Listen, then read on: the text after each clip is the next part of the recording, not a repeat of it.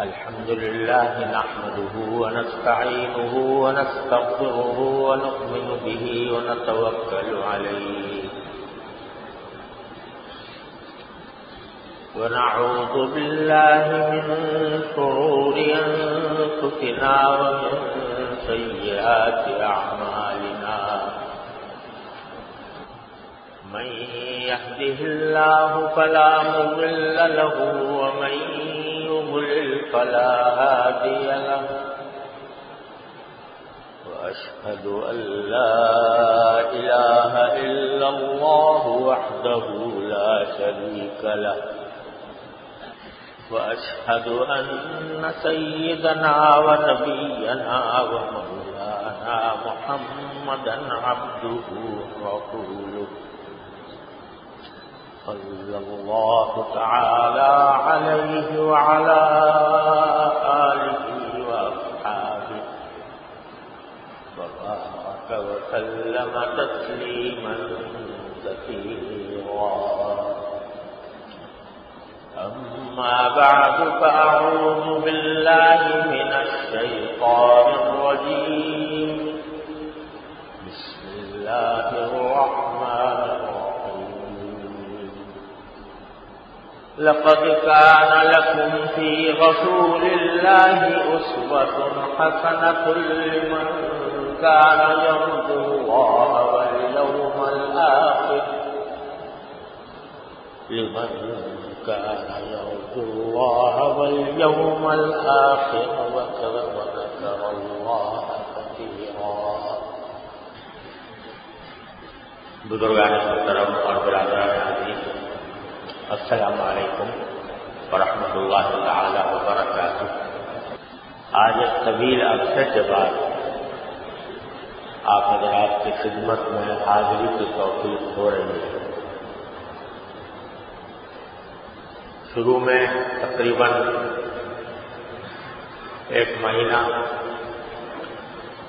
میرے گھٹنے میں کچھ تکلیف تھی، جس کی وجہ سے مجھے ویل چیئر پر رہنا پڑا، اور یہاں چونکہ سیڑھیاں ہیں اس لیے میرے حاضر سے محروم رہا.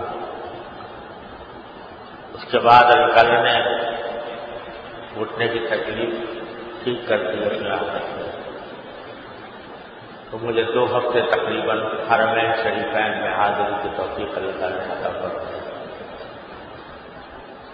وہاں سے واپسی کے بعد بھی اب کچھ عرصے تک کچھ معمولی نمونیا کی شکایت ہو گئی، بخار بھی، نزلہ، زکام، کھانسی، اس لیے بھی حاضر نہیں ہو سکتا، کمزوری بھی بہت ہو گئی. اللہ تعالیٰ کا فضل و کرم ہے، اس کا انعام احسان ہے کہ اب وہ بیماری بھی ختم ہو رہی ہے. اللہ تعالیٰ نے روب صحت کیا. تو اگرچہ کمزوری ابھی بھی بہت باقی ہے، لیکن میرا دل چاہا کہ آپ حضرات کی خدمت میں حاضری کو بہت اچھا ہو گیا، تو کم از کم تھوڑی حاضری دے. اللہ تبارک و تعالیٰ نے جو کچھ بھی اس کائنات کے اندر فیصلے فرمائے ہیں وہ ان کی حکمت اور قدرت کی نشانیاں ہیں. صحت بھی اور بیماری بھی، قوت بھی اور کمزوری بھی، خوشحالی بھی اور بدحالی بھی، جو کچھ ہے ان کی طرف سے، ان کی مشیت سے. اور بندے کا کام یہ ہے کہ اللہ تعالیٰ کی مشیت پر راضی ہے، اللہ تعالیٰ سے کوئی شکوہ نہ، کوئی گلہ نہ، بلکہ اللہ تعالیٰ جس حال میں رکھے اسی پر راضی رہے. ہاں، یہ دعا ضرور کرتا رہے کہ اللہ میں کمزور ہوں، آزمائشوں کا متحمل نہیں ہوں، اپنے فضل و کرم سے مجھے آزمائشوں سے محفوظ ہے، اور اللہ مجھے صحت عطا فرمائے. لیکن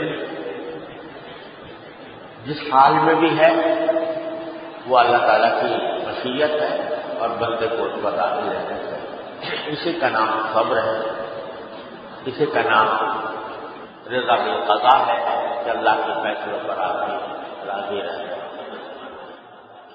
اللہ تعالیٰ ہم سب کو اس کی توفیق عطا فرمائے۔ ربیع الاول کا مہینہ چل رہا ہے اور ہمارے ملک میں جب یہ مہینہ آتا ہے تو جگہ جگہ نبی کریم سرور عالم صلی اللہ علیہ وسلم کی ذکر مبارک کے لیے محفلیں ہوتی ہیں، جلسے ہوتے ہیں، سیرت النبی کے جلسے ہوتے ہیں۔ نبی کریم سرور عالم صلی اللہ علیہ وسلم کی سیرت کا بیان ہوتا ہے، آپ کے مناقب و فضائل بیان کیے جاتے ہیں۔ یہ سارا کچھ نبی کریم صلی اللہ علیہ وسلم کی بندوں کی رسول کریم صلی اللہ علیہ وسلم سے محبت کا ایک مظہر ہے۔ اگرچہ بعض اس میں ایسی چیزیں بھی شامل ہو گئی ہیں جو شریعت کے دائرے میں نہیں ہے، لیکن بحثیت مجموعی ایک مسلمان چاہے وہ عملی طور پر کتنا بھی گیا گزرا کیوں نہ ہو، لیکن اس کے دل میں نبی کریم سرور عالم صلی اللہ علیہ وسلم کی محبت کی چنگاری ضرور موجود ہے۔ یہاں تک کہ وہ لوگ بھی جو دیکھنے میں دین سے بہت دور، عملی اعتبار سے بہت پیچھے، لیکن جب سرکار عالم صلی اللہ علیہ وسلم کا ذکر مبارک آتا ہے تو ان کے دلوں میں محبت کی فوارے ہوتے ہیں۔ یہ اللہ تعالیٰ کا انعام ہے اور ایک بہت بڑی نعمت ہے۔ اللہ تعالیٰ ہمیں حضور اللہ تبارک تعالیٰ اپنی اور اپنے نبی پاک صلی اللہ علیہ وسلم کی محبت دن دونی رات چوگنی اس میں ترقی عطا فرمائے، کیونکہ یہ محبت ہی درحقیقت ہمارا سہارا ہے آخرت کے اندر۔ ایک صحابی نے ایک مرتبہ رسول کریم صلی اللہ علیہ وسلم سے پوچھا کہ یا رسول اللہ قیامت کب آئے؟ سوال یہ کیا کہ قیامت کب آئے؟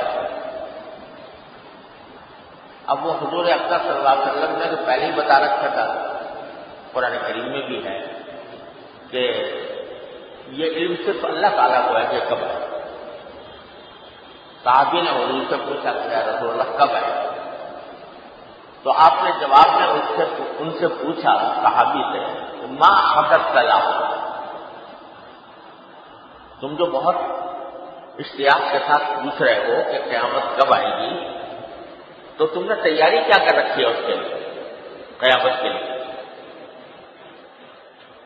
اس سوال سے آپ نے اس بات پر متوجہ کر دیا کہ تمہارا یہ پوچھنا کہ قیامت کب آئے گی، یہ تو ایک شوق ظاہر کر رہا ہے کہ تمہیں شوق لگا ہوا ہے قیامت کب آئے گی۔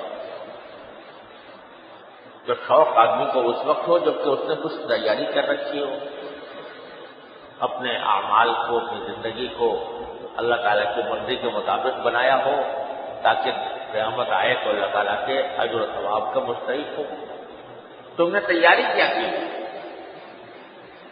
تو انہوں نے بھی ایک بڑا مختصر جواب دیا کہ یا رسول اللہ میں نے کوئی خاص تیاری تو کی بھی نہیں ہے، کوئی زیادہ نمازیں نہیں پڑھی، زیادہ روزے نہیں رکھے، زیادہ کچھ اعمال نہیں کیے ہوئے، وَلَكِنِّي أُحِبُّ اللَّهَ وَرَسُولَهُ، البتہ ایک بات ہے کہ مجھے اللہ سے محبت ہے اور اللہ کے رسول صلی اللہ علیہ وسلم۔ لمبی چوڑی نفلیں میں نے نہیں پڑھی ہوئی، لمبی چوڑی عبادت میں نے نہیں کی ہوئی، لیکن ایک بات یہ اپنے دل میں پاتا ہوں کہ اللہ اور اس کے رسول کی محبت میرے دل میں جمی ہوئی ہے۔ اس پر رسول کریم صلی اللہ علیہ وسلم نے یہ جملہ ارشاد فرمایا کہ المرء مع من احب، آخرت میں بندہ ان کے ساتھ ہوگا جن سے اس کو محبت ہے. اگر اللہ اور اس کے رسول سے محبت ہے تو رسول اللہ صلی اللہ علیہ وسلم کے ساتھ ہوگا. اگر نیک لوگوں سے محبت ہے نیک لوگوں کے ساتھ ہوگا. اگر بروں سے محبت ہے، اللہ بچائے، کافروں سے محبت ہے، فاسقوں سے محبت ہے تو ان کے ساتھ ہوگا. المرء مع من احب. تو صحابی کہتے ہیں کہ جس وقت رسول کریم صلی اللہ علیہ وسلم نے جس دن یہ بات فرمائی تو صحابہ کرام فرماتے ہیں کہ ہمیں کبھی بھی کسی بات پر اتنی خوشی نہیں ہوئی تھی جتنی رسول اللہ صلی اللہ علیہ وسلم سے محبت کی بات سن کر خوشی ہوئی کہ آخرت میں بندہ ان لوگوں کے ساتھ ہوگا جن سے وہ محبت ہو. فرماتے ہیں وہ ہمارے لیے بہترین خوشی کا دن تھا جس دن ہمیں یہ بات ملی، کیونکہ الحمدللہ تمام صحابہ کرام رضی اللہ تعالیٰ عنہ اجمعین وہ رسول کریم صلی اللہ علیہ وسلم سے بے پناہ محبت کرنے والے تھے، جانبدار تھے، ہدایتکار تھے. اس بات ان کو یہ ہوا کہ چاہے ہمارے اعمال میں کچھ کمزوری ہو لیکن رسول کریم صلی اللہ علیہ وسلم کی محبت انشاءاللہ ہمارے لیے سہارا ہے. تو ہم مسلمانوں کے لیے الحمدللہ یہ نعمت بہت بڑی نعمت ہے کہ رسول کریم سرور عالم صلی اللہ علیہ وسلم کے ساتھ محبت اللہ تعالیٰ نے عطا فرمائی. اور اسی کا مظاہرہ اس طرح ہوتا رہتا ہے کہ لوگ سیرت النبی کے چلتے منعقد کرتے ہیں، محفلیں کرتے ہیں، آپ کا ذکر مبارک کرتے ہیں، اگرچہ اس میں بعض بدعات بھی شامل ہوتی ہیں. لیکن جو بات ہم سب لوگوں کو سمجھنے کی ہے اور یاد رکھنے کی وہ یہ کہ رسول کریم صلی اللہ علیہ وسلم کا ذکر مبارک بہت بڑی نعمت ہے. ہاں کسی بھی دن ہو، ربیع الاول میں ہو، ربیع الثانی میں ہو، بلکہ سارے سال ہونا چاہیے. کسی وقت بھی ہو، اللہ تعالیٰ جو فضل و کرم سے نبی کریم صلی اللہ علیہ وسلم کی سیرت کا بیان ایک بڑی عظیم نعمت، لیکن اس کا صحیح فائدہ اس وقت ہوتا ہے جب بندہ اس سیرت کو عمل کی نیت اور سن اپنا جائزہ لے کہ رسول کریم صلی اللہ علیہ وسلم کی سیرت کیا تھی اور میں کہاں ہوں، آپ کی سنت کیا تھی اور میں کس سنت پر عمل کر رہا ہوں، کس پر عمل نہیں کر رہا. یہ جو آیت کریمہ میں نے ابھی آپ کے سامنے پڑھی ہے اس میں اللہ تعالیٰ فرماتے ہیں کہ لقد کان لکم فی رسول اللہ اسوۃ حسنہ. تمہارے لیے اللہ کے رسول میں بہترین نمونہ ہے. دیکھو جب کسی شخص سے کسی کام کو کہا جاتا ہے یا اسے کوئی بات سکھائی جاتی ہے تو ایک طریقہ تو یہ ہوتا ہے کہ زبانی طور پر بتا دیا جائے بھائی یوں کرنا یوں کرنا یوں کرنا، وہ نظریاتی طور پر تو سمجھ لے گا، لیکن اس پر عمل کس طرح کیا ہے اس کے لیے ضرورت ہوتی ہے بندے کو نمونے کی. ایک نمونہ ہو اس کے سامنے کہ بھائی اس طرح کام ہوتا ہے. تو نمونے کے بغیر آدمی کوئی تربیت حاصل نہیں. آپ میڈیکل سائنس والی پڑھا دیجیے کسی کو، لیکن جب تک وہ کسی ماہر ڈاکٹر کے ساتھ رہ کر تجربہ حاصل نہ کرے، اس کے سامنے ایک نمونہ ہو یہ ہے ڈاکٹر اس طرح علاج کرتا ہے، اس طرح تشخیص کرتا ہے، اس طرح دوائیں تجویز کرتا ہے، یہ تدبیریں بتاتا ہے، تو جب تک وہ نمونہ سامنے نہ ہو ڈاکٹر نہیں بن سکتا. ہر چیز میں بندے کو نمونے کی ضرورت ہے. تو یہاں تک کہ کھانا پکانے میں کوئی آدمی کتابیں پڑھی ہوئی ہیں لکھی ہوئی ہیں کھانا پکانے کی کہ بھائی بریانی اس طرح بنتی ہے، قورمہ اس طرح بنتا ہے اور کباب اس طرح بنتے ہیں، کتابیں ہیں، لیکن کتابیں پڑھ کر کوئی شخص اگر بریانی بنانا چاہے گا تو پتہ نہیں کیا ملغوبہ بنائے. اس کے لیے ضرورت ہے کہ کسی کو دیکھے کہ بھئی اس طرح بنائی جاتی ہے، نمونہ اس کے سامنے. تو اللہ تبارک و تعالیٰ نے ہمیشہ جب بھی کوئی کتاب بھیجی ہے، قرآن بھیجا مثلا رسول کریم صلی اللہ علیہ وسلم کے ذریعے یا پہلی کتابیں بھیجی ہیں، تو ہر کتاب کے ساتھ ایک پیغمبر بھیجا ہے جو نمونہ ہوتا ہے اس کتاب کے اوپر عمل کرنے کا، کہ کس طرح عمل کیا جائے.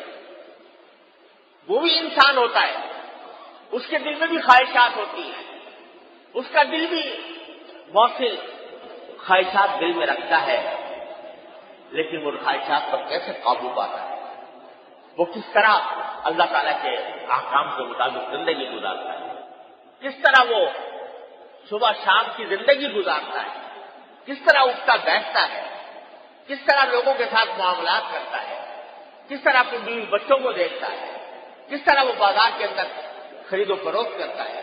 یہ ساری چیزیں جو ہے پورا ایک نظام زندگی ایک نمونے کے طور پر جب تک بندے کے سامنے نہ ہو تو وہ در حقیقت کتاب پر عمل نہیں کرتا. تو اللہ تعالیٰ فرماتے ہیں ہم نے تمہیں کتاب بھیجی ہے قرآن، لیکن اس قرآن پر عمل کرنے کا طریقہ کیا ہو اس کے لیے ہم نے تمہارے لیے ایک بہترین نمونہ بھیجا. لقد کان لکم فی رسول اللہ اسوۃ حسنہ، بہترین نمونہ بھیجا. اس کے لیے لمن کان یرجو اللہ والیوم الآخر، اس کے لیے جو اللہ پر ایمان رکھتا ہو، آخرت پر ایمان رکھتا ہو اور اللہ تعالیٰ کی کو کثرت سے یاد کرتا ہو، اس کے لیے بہترین نمونہ ہم نے رسول کریم صلی اللہ علیہ وسلم کی شکل پہ بھیج دیا. اب اس نمونے پہ دیکھو اور اس کی نقل اتارو. یہ تمہارا کام ہے کہ اس کے نمونے کو دیکھ کر تم نقل اتارو. ہر شعبہ زندگی کس طرح اٹھتے تھے، کس طرح بیٹھتے تھے، کس طرح چلتے تھے، کس طرح سوتے تھے، کس طرح جاگتے تھے، کس طرح اپنے دوستوں سے ملتے تھے، کس طرح بازار کے اندر خرید و فروخت کرتے تھے، کس طرح آپ حکومت چلاتے تھے اور کس طرح آپ کے اخلاق تھے کہ لوگوں کے ساتھ کس طرح پیش آتے تھے. یہ ساری باتیں ایک نمونے کے طور پر ہم نے تمہارے سامنے رکھی. لہذا سیرت نبی کریم صلی اللہ علیہ وسلم کی سیرت اور سنت کا اصل مقصد یہ ہونا چاہیے کہ ہم اس نمونے کی نقل کریں. اب ہم نے کر یہ رکھا ہے، اللہ تعالیٰ ہمیں معاف کرے، ہم نے کر یہ رکھا ہے کہ اس نمونہ جو پوری زندگی کا نمونہ اللہ نے بھیجا اس میں سے چند چیزیں اٹھا کر رکھ لی. اس سے تو کریں گے پیروی، دوسری چیز نہیں کرتے. کسی نے نبی کریم صلی اللہ علیہ وسلم کے صرف ظاہری جو اعمال تھے ان کو اختیار کر کے بس یہ سمجھا کہ میں نے حضور کا کی سنت پر عمل کر دیا، میں نے داڑھی رکھ لی، میں نے نماز شروع کر دی، میں مسجد کے اندر جانے لگا تو بس کام ہو گیا، نمونہ بن گیا رسول کریم صلی اللہ علیہ وسلم. لیکن آپ کے معاشرت کے لوگوں کے ساتھ اٹھنے بیٹھنے کے، لوگوں کے ساتھ برتاؤ کے کی جو سنتیں ہیں ان کی طرف دھیان دیں. رسول کریم صلی اللہ علیہ وسلم نے فرمایا کہ غصہ بہت بری چیز ہے اور غصہ نہ حلم کا مظاہرہ، بردباری کا مظاہرہ. دوسرے چھوٹی چھوٹی باتوں پر دوسروں کے اوپر غصہ نہ کیا. یہاں پر فرمایا رسول کریم صلی اللہ علیہ وسلم کہ بہادر وہ نہیں ہے جو لوگوں کو پچھاڑ دیا کرے، بہادر وہ ہے جس کو غصہ آئے اور وہ قابو میں کرے. چنانچہ نبی کریم صلی اللہ علیہ وسلم کی حیات طیبہ میں یہ بات قدم پر نظر آتی ہے کہ آپ ہر ایک کے ساتھ خندہ پیشانی کے ساتھ ملتے تھے، ہر ایک کے ساتھ محبت کا اور شفقت کا معاملہ کرواتے تھے. اگر کسی نے کوئی غلط رویہ بھی اختیار کیا ہے تو رسول کریم صلی اللہ علیہ وسلم اس کا بدلہ نہیں لیتے. ایک حدیث میں آتا ہے کہ ایک مرتبہ ایک صاحب آئے, نبی کریم صلی اللہ علیہ وسلم کے ذمے ان کے کچھ پیسے آتے ہیں, تو انہوں نے یعنی کچھ دین تھا نبی کریم, تو آ کر انہوں نے بلند آواز سے کہنا شروع کر دیا, تم ہمارے پیسے نہیں دیتے ہو, تم نے ہمارا حق مارا ہوا ہے وغیرہ وغیرہ, پتہ نہیں اس طرح کی باتیں رسول کریم صلی اللہ علیہ وسلم کرنا شروع کر دیا. اب حالانکہ ساری دنیا جانتی ہے, یعنی کافر بھی مانتے تھے کہ آپ صادق تھے, امین تھے, کسی کا حق مارنے والے نہیں تھے, مگر اس نے آ کر شور کر دیا. صحابہ کرام, ظاہر بات ہے صحابہ کرام جانبدار سے حضور صلی اللہ علیہ وسلم, ان کو بڑا غصہ آیا, انہوں نے اس کا مقابلہ کرنے کی آپ نے فرمایا ان لصاحب الحق مقال, یہ اس کا حق ہے میرے اوپر, اور حق والے کو کچھ کہنے کی گنجائش ہوتی ہے, کہنے دیں ان کو, اور اس کا زیادہ جتنا اس کا حق بنتا ہے اس سے زیادہ اس کو دیں. تو غصہ لوگوں کے اوپر غصہ کرنے کا رسول اللہ یہ کہ بہت شاذ و نادر مواقع پر جہاں کسی دین کی کسی اہم بات کے خلاف بات ہو رہی ہو تو پھر آپ غصے کا مظاہرہ فرماتے ہم نہیں کرتے. اب ہم کتنا غصہ کرتے ہیں اپنے گھر والوں پر, بیوی بچوں پر, اپنے ملنے جلنے والوں پر, تو یہ بھی ایک نمونہ ہے رسول کریم صلی اللہ علیہ وسلم کی سنت کا. علم, بردباری اور دوسروں کے بارے میں کوئی برائی نہ کرنا, غیبت نہ کرنا, حسد نہ کرنا, تکبر نہ کرنا, یہ ساری باتیں رسول کریم صلی اللہ علیہ وسلم کی سیرت و سنت کا حصہ ہے. اب بعض لوگوں نے تو جیسا میں نے عرض کیا کہ ہم نے اپنے حساب سے پک اینڈ چوز کر رکھا ہے, یہ میرے مطلب کی بات ہے, چلو بس میں لے لیتا ہوں, بس میں سنت پر عمل کرنے والا ہو گیا. اور بعض لوگوں نے جو ظاہری احکام تھے, بس چلو نماز نہیں پڑھی تو کچھ بھی نہیں, کوئی حرج نہیں, روزہ نہ رکھا تو کوئی حرج نہیں, داڑھی نہ رکھی تو کوئی حرج نہیں, لیکن ہم تو بھائی آداب اخلاق کو لیتے ہیں حضور. آپ کیا, آپ نے جو آداب اخلاق لوگوں کے ساتھ ہم اچھی طرح فندہ بچانے سے ملتے ہیں, ہمارا دل صاف ہے, لوگوں کا کسی کا حق نہیں مارتے, بس ہم ہیں سنت پر عمل کرنے والے. نماز نہیں پڑھے تو نہ پڑھے, داڑھی رکھے تو نہ رکھے, اور اللہ تبارک و تعالیٰ دوسری سنتیں نبی صلی اللہ علیہ وسلم کی وہ نہیں کرتے تو نہیں کرتے. یہ پک اینڈ چوز ہم نے کر رکھا ہے. جو ہمارے آسان جو ہمیں لگا وہ تو لے لیا, اور جو ذرا مشکل کام تھا اس کو کہہ دیا بھائی چلو اس کی کوئی اہمیت نہیں ہے. ارے بھائی قرآن تو یہ کہتا ہے کہ ادخلوا فی السلم کافہ, پورے کے پورے اسلام میں داخل ہو. اور یہ فرماتا ہے کہ رسول کریم صلی اللہ علیہ وسلم کی زندگی میں اسوہ حسنہ ہے, بہترین نمونہ ہے. تو نمونہ وہ ظاہر میں بھی ہے, باطن میں بھی ہے, وہ عبادات میں بھی ہے, وہ معاملات میں بھی ہے, وہ سیاست میں بھی ہے, وہ معاشرت میں بھی ہے, وہ اخلاق میں بھی ہے, ہر چیز میں بہترین نمونہ ہے. اس نمونے کو پورے کو اختیار کرنا ہے, اور اختیار کرو گے تو دنیا آخرت کی صلاح و فلاح حاصل ہوگی. اور اگر یہ کنفیوز کرتے رہے کہ بس یہ ہمارے مطلب کا لے لیا دوسری چھوڑ دیا, تو یہ تو وہ بات ہو گئی کہ فتؤمنون ببعض الکتاب وتکفرون ببعض. یہودیوں کے بارے میں فرمایا چلا تھا کہ کتاب اللہ کے کچھ حکم کو تو تم لے لیتے ہو اور کچھ کو چھوڑ دیتے ہو. اللہ تعالیٰ ہمیں اس کی توفیق عطا کرے.